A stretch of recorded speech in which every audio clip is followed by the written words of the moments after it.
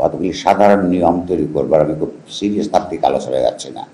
একটা কন্ট্রাক্ট হিসেবে সবাই সবার সমস্যা দেখবে, কারোর সমস্যা আরেকজনের জন্য সমস্যা তৈরি করবে না, এরকম একটা ধারণা থেকে একটা আধুনিক গণতান্ত্রিক রাষ্ট্রের ধারণা পশ্চিমে তৈরি হয়েছিল।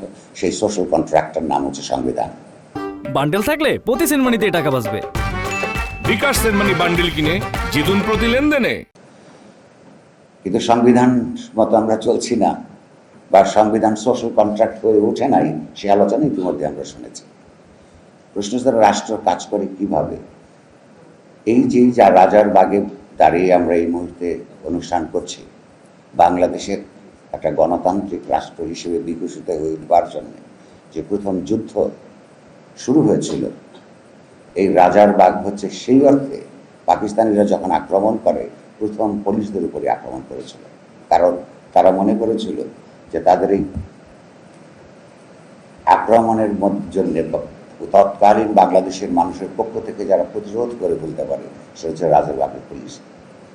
সেই জায়গায় দাঁড়িয়ে আমরা যখন কথা বলছি তখন স্বাধীনতা যুদ্ধের কথা, তার আকাঙ্ক্ষার কথা, তার লক্ষ্যের কথা না বলে আলাপ শুরু করা যায় না।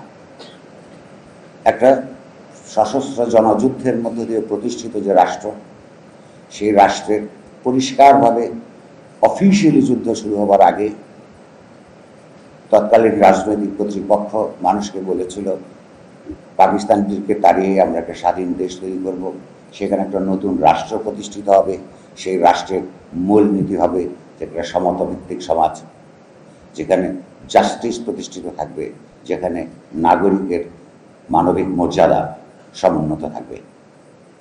কিন্তু তার থেকে 55 বছর পরে আজকে দাঁড়িয়ে আমরা দেখতে পাই একটা রাষ্ট্র তৈরি হয়েছে নিপীড়নমূলকভাবে, নিপীড়নমূলক বৈশিষ্ট্য নিয়ে। সেই বৈশিষ্ট্য আমি গত জুলাই অগাস্টের কথা বলে আমরা কোনো পক্ষে এখানে আর বিব্রত হতে চাই না।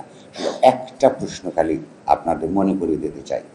আপনাদেরই একজন সহকর্মী তার সন্তানকে যখন গণতন্ত্রের জন্য লড়াই করতে গিয়ে প্রাণ দিতে হয়েছিল, সারা দিন পরে সন্ধ্যায় যখন সেই পুলিশ কর্মকর্তার সন্তানকে মেডিকেল কলেজের মর্গে খুঁজে পায়, তখন তিনি প্রশ্ন করেছিলেন তারই কোনো ঊর্ধ্বতন কর্মকর্তাকে, স্যার একটা মানুষকে মারতে কয়টা গুলি লাগে? আপনাদেরই সন্তান, আপনাদেরই কর্মকর্তা। তাহলে রাষ্ট্র যখন নিপীড়নমূলক হয়ে ওঠে তখন পুলিশকে আর জনতার পুলিশ হয়ে উঠতে দেয় না। সেই ক্ষেত্রে পুলিশ নেতৃত্বের কিছু ভূমিকা থাকবার কথা। সেই ভূমিকা আমরা কীভাবে দেখেছি? 15 বছরের অন্তত 12 বছর একটানা প্রতি বছর আমি পুলিশ রিপোর্ট দেখেছি যেখানে পদক দেওয়া হয়। একটা রাষ্ট্র এবং রাষ্ট্রের কর্মকর্তারা কতটা নির্লজ্জ হলে, তার বিবেক কতটা পঙ্গুত্ব বরণ করলে মুদ্রিত আকারে পুলিশ রিপোর্টের বইয়ের মধ্যে লেখা যায় যে অমুককে এই পদক দেওয়া হয়েছে বিরোধী দলের আন্দোলন সফলভাবে দমন করার জন্যে। এই পুলিশ বিভাগ, স্বরাষ্ট্র মন্ত্রণালয় এইটা মুদ্রিত আকারে ছাপিয়েছে। আপনারা যারা জানেন না তারা লাইব্রেরিতে গিয়ে অথবা ওগুলি দেখে নিন।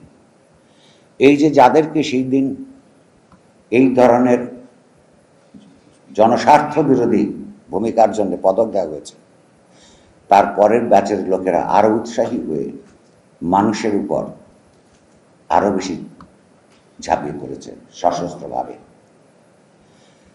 পুলিশকে যদি জনতার পুলিশ হয়ে উঠতে হয় তাহলে প্রথম তাদের কতগুলি জিনিস মাথায় রাখতে হবে। আমি জানি, আমি শব্দটা ব্যবহার করছি মাথায় রাখতে হবে, কারণ আমি জানি আপনারা এটা জানেন। ইম্পর্টেন্ট হচ্ছে মাথায় রাখা।